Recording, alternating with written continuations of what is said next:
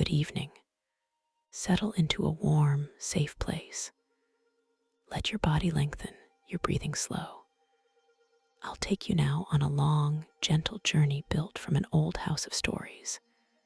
A quiet, careful telling inspired by a tale of friendships, small conspiracies, and tender regret. The voice you'll hear is calm, steady, and soft. Imagine a lamp's glow, a broad armchair, the hush of a house at night. Let your eyes grow heavy. We begin. Once in a town that lay between the river and a line of dark, patient trees, there stood a building called Chrysalis. Its battlemented parapets and pointed windows seemed to borrow stories from faraway ages. They offered shelter to people who loved odd corners of life.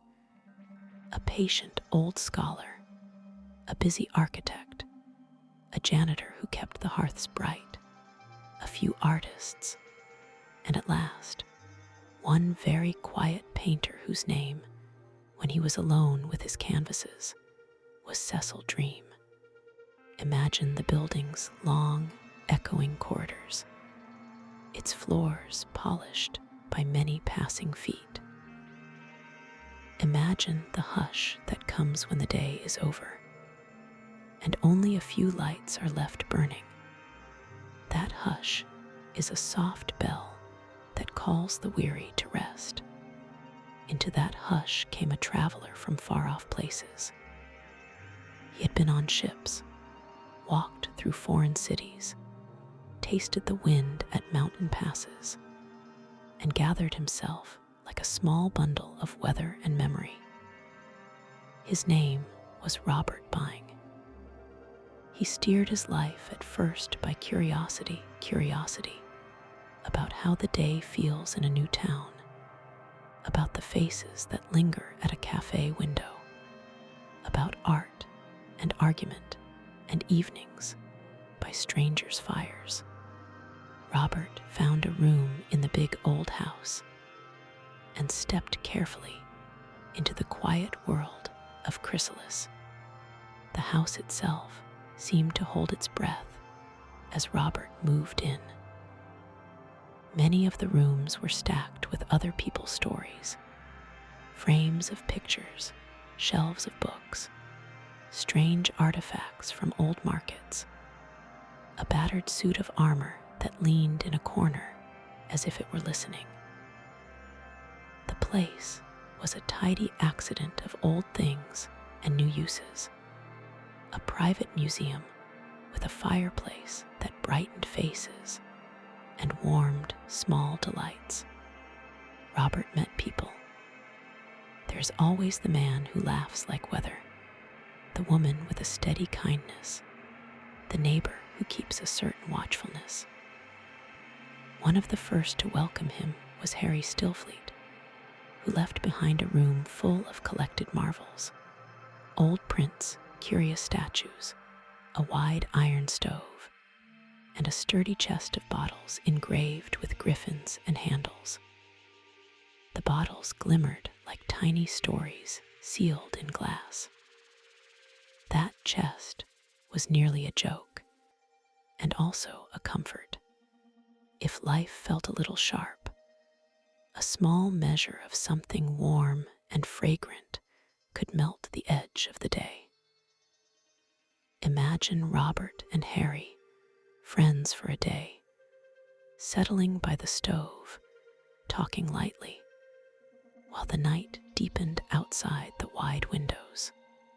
On the next floor lived a man named John Cherm. He kept to himself with the steady firmness of someone who had loved fiercely, and therefore learned to hold his life with both hands. He had the air of a man who did great things quietly. He was noble in his smallness, generous, practical, steady.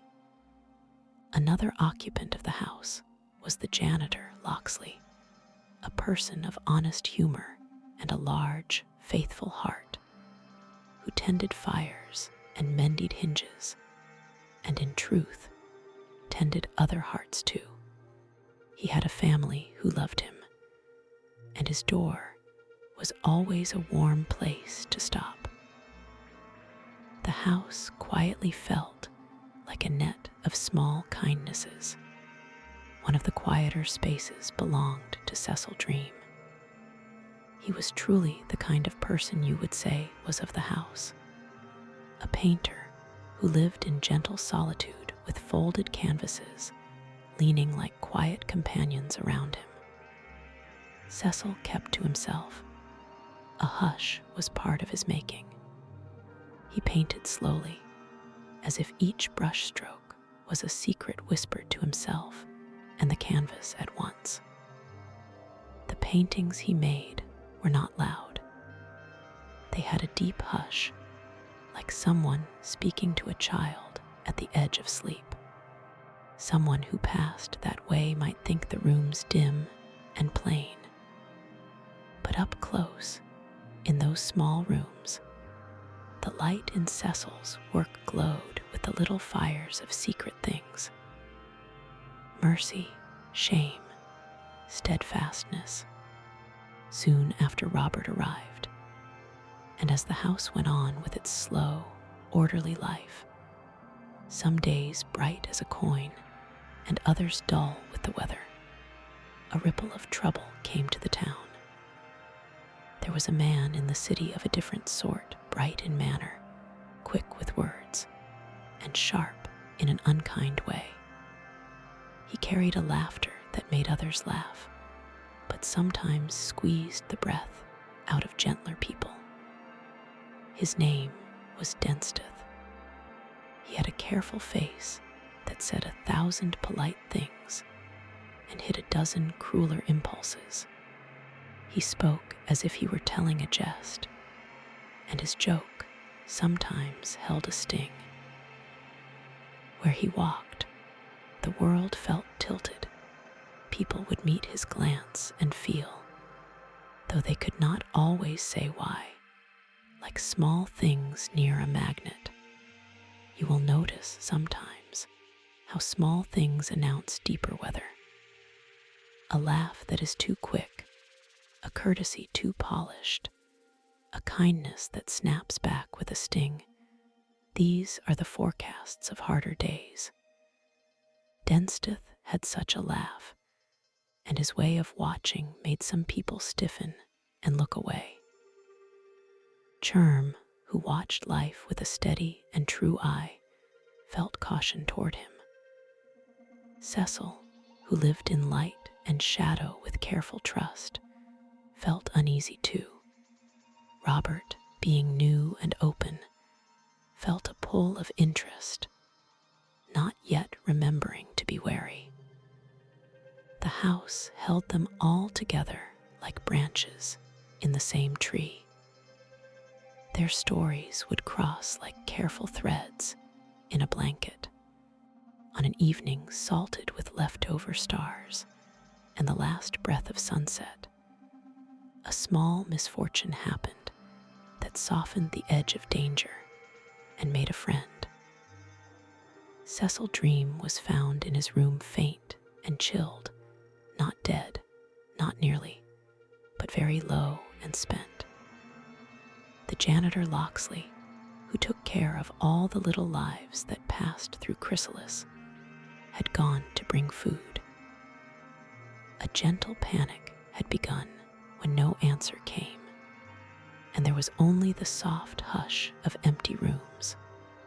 Robert and Locksley, with the steady hand of friendship, broke a lock and found Cecil, pale amid his pallets, like a candle guttered in a draught. They fetched warmth, a blanket, a glass, the very ordinary things that save a small life when the world seems to weigh too heavily. That evening, the house was full of hushed, opportuning kindness. A pot of oysters, a few quiet bottles, a heap of blankets, a laugh to cut the fear into pieces. And by morning, as careful care often does, life had creaked back into place. Cecil, who had been feeling the brittle, fine line between any small art and attrition, opened his eyes and met Robert's steady gaze. Gratitude is a soft, deep light. He called Robert a friend, and for reasons that begin as nothing and grow to be everything in the heart, Robert stayed. He sat by the painter's side. He listened to the still, low voice that told, bit by bit, of why Cecil had closed his shutters and lived mostly at night. Someone had hurt him not by blows, but by a slow, patient unkindness that is sometimes harder to bear than thunder. He had disguised himself for a time to keep the hurt private. Old pains had curled around him like night, and he had let light fall more lightly across his life. He needed someone who would stay, and Robert was there. From that day, a steady friendship formed. Robert visited Cecil, brought news from the city, offered what he could in the way of warmth and steadiness. Locks of oak and iron smoothed over with a little human tenderness. The house began to breathe easier. But life, true life, the large kind, keeps its own stores of sorrow and surprise. Time, as it moves, draws across a town's map a handful of new, sometimes stormy, lines. Across the way, in a grand house that watched the avenue as if it were a small sea, lived the Denmans. There were two sisters, one graced with the quick smile and bright ease of someone who moves through public rooms and seems meant for applause, and the other quieter, more inward in her light, Clara. She and her sister had the sense, like two small twin lights of a larger lantern, of belonging to the same lamp. Life had placed them in a house of stone and velvet. Their father was a man of business with hands that had learned the weight of accounts and the shape of many ledgers. He was a man who could be proud and sometimes frightened of his ambition ambition.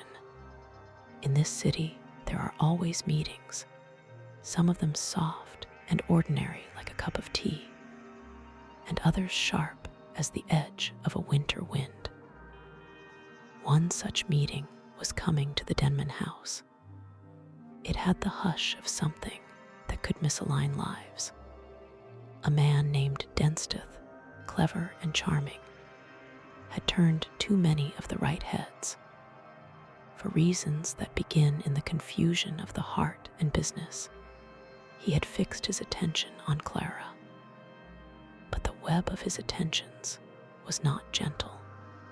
Power can sometimes tilt into coercion, into a pressure that is not loving, but possessive. People with only the wish to command will sometimes mistake weakness for consent. In the hard days of life, it is not always a single wound that breaks a life, but a steady series of unkind compressions. Cecil had watched from his small room with the trained eye of an artist who reads the shadow. And in that private watching, he worried for Clara and for the Denman family.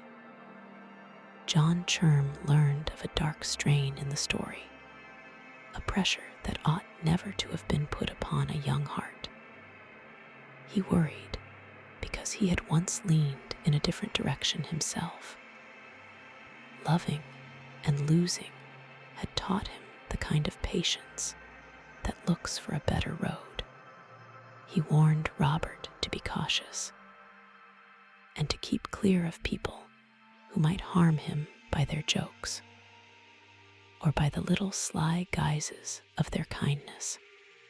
Robert, like many of us, heard the warning and went forward anyway. He was drawn gently and then with greater warmth to wait beside Emma Denman, Clara's sister. The world gives us 1,000 small mirrors to catch hope in, and Robert's mirror was Emma. In the hush of the Denman rooms, and in the slow light of the manor, they spoke. The world seemed to melt for them into the honest kindness of two people who had each learned small, hard lessons, and so were tender with one another. They wandered sometimes to the opera or to the long walks that a town offers, and noticed the things most small and most lovely. How a willow leans, how a cup of tea steadies a hand, how a slow laugh heals. And yet, as the days loop gently into weeks, the trace of Densteth's laughter ran through many small encounters like an undercurrent. Once, while the opera's soft music poured like honey over faces at night, something slight and dangerous happened. Emma, looking up in that soft place, gave a glance, a single, mutual glance to Densteth. It was a small thing, a shard of misreading among the many bright things of the evening, and it was enough to catch Robert like a wind that takes a small boat off course. For him, that look held a shadow he could not bear. You know how the world we live in can sometimes give us only the tiniest tastes of grief before a large wave comes. Robert, with a heart that promised to swell into a steady love, received a letter that arrived folded and careful, and full of a terrible plainness. Emma wrote to him as a letter learns how, when secrecy and tenderness and a terrible sense of duty are all braided into one. She said she could not trust herself, and that she feared falling into the wrongness of a small but fatal compromise. She had the courage to promise honesty as she withdrew. She chose to be true to herself, even if truth cut. For both of them, there was an immense grief. For Robert, it was the tender, bewildering weight of disappointment, the sense that a possibility had shut its door. For Emma, who made a choice she could not yet fully explain, it was the long, secret ache of cutting what might have saved her from falling. When a tender thing is cut, the cut takes a long time to stop hurting. The first few days sing themselves into a hard, raw song. After the singing, there is the quiet part. That quiet is where we listen and accept and learn how to live again. At the same time, a darker story was stitching itself through the town. Towner, a man in the background of many small events, one who had been a tool and sometimes a stumbler into the paths of the wrong, had allowed himself to be drawn into tasks that he did not wish to keep. He was a frightened man, and frightened people sometimes become like trees stripped of leaves. They creak in the wind and make sounds that frighten others. In the months that followed, very quietly, and with a long, solemn motion, one of Densteth's plans came to a head. The town learned of a disappearance. There was a rumor of a drowned body. There were questions asked, and papers printed with loud headings. A man named Churm returned from a trip and found only small, suspicious signs. He walked with heavy steps past windows and turned them into clues. He loved the Denman family. He had the kind of mind that does not rest while a small wrong is present in the world. Listen now as the story thickens and lightens at once, like the tide moving into a wide bay.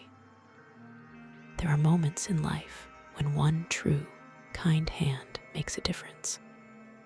There are moments when love and solidarity turn the day. In the hush of Chrysalis, several people gathered like a small band around cold facts that were becoming hot with danger. They moved with quiet courage and made the old, worn law of friendship the single instrument that mattered. They went to where unwritten things happen, to the edges of houses, and the curtained places where a heart is held against its will. They drove through evening and dark to a place called an asylum, where more than hopefully kind people sometimes keep fragile souls. They knocked, spoke, and carried a calm that does not panic. They took, at last, a standing for what is right. The lives they touched were delicate and heavy at once. The smallness of a private life in harm's way is something like a candle blown by a ravenous wind.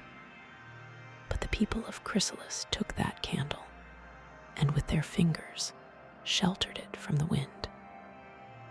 At the end of a long day of searching, a woman was found, Clara, the one who had been thought lost.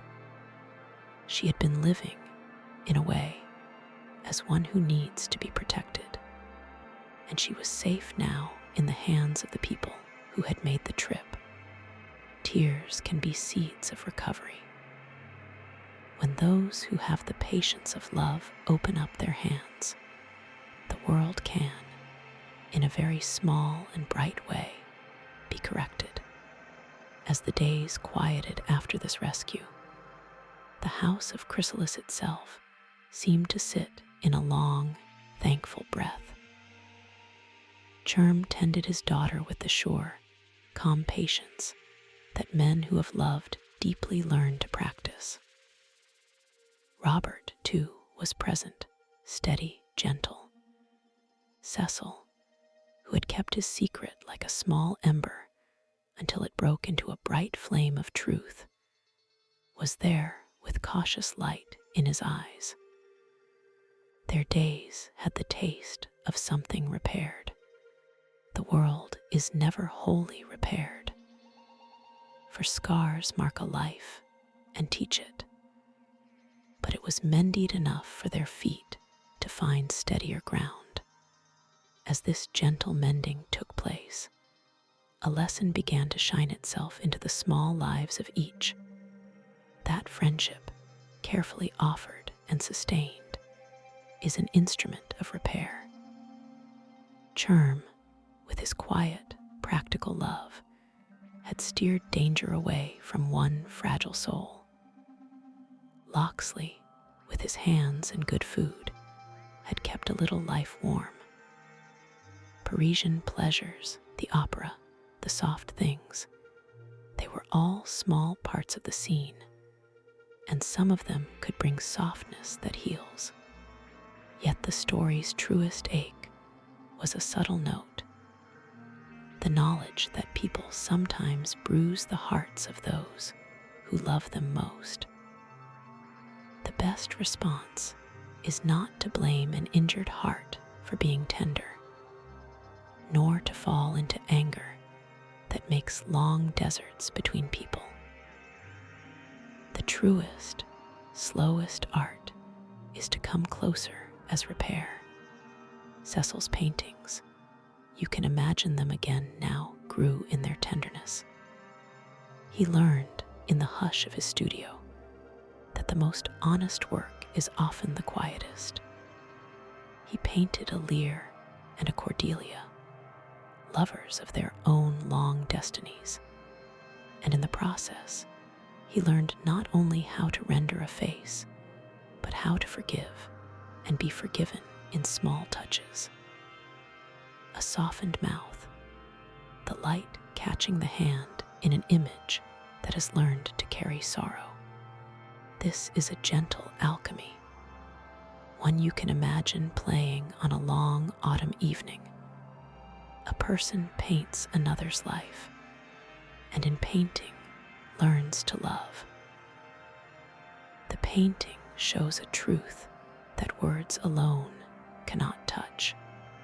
Robert, whose heart at first was curious and then tender, found a different way forward. Love, after all, is first a room. A room can be quiet, modest, safe.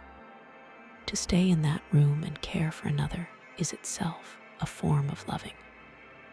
When he and Cecil sat together in quiet, when they listened to the stain of rain on the window, they learned the kindness that mends a life. Forgiveness is not the leap to a bright surface. It is a long habit of morning cups of tea, of listening, of beginning again. In time, the city learned the small and large truths of those events. The man who caused harm was gone from the scene in a way that severed his dark thread of influence.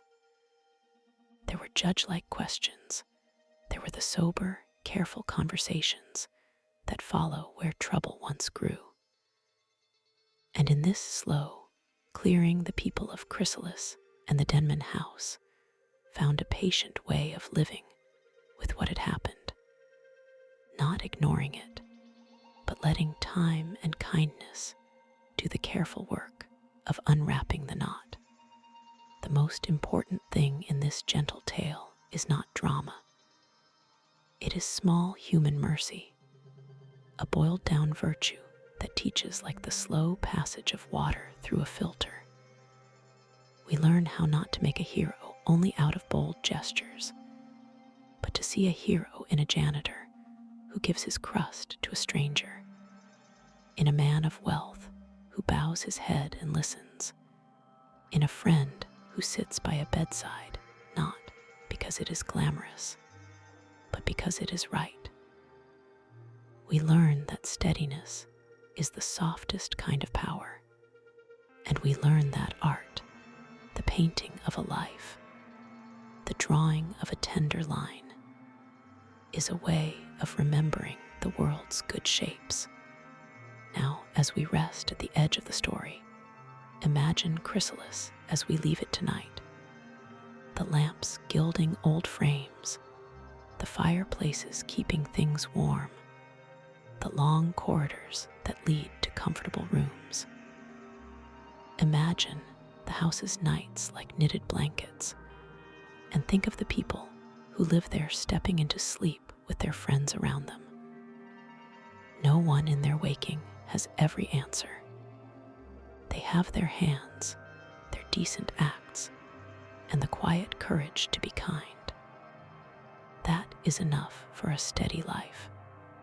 As your hearing softens and your breathing eases, let all this kindness sink into you like a balm.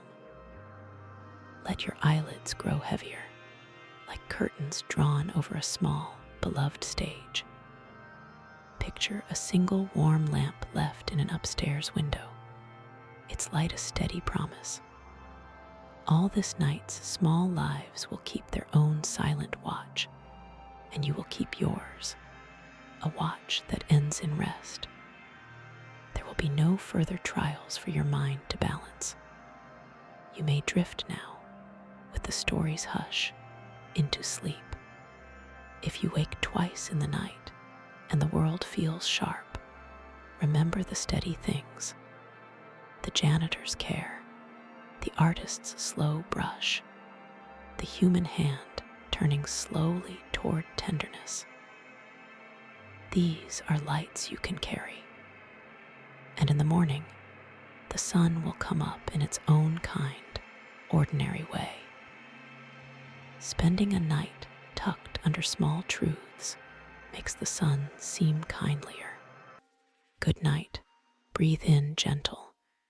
Breathe out release. Sleep well.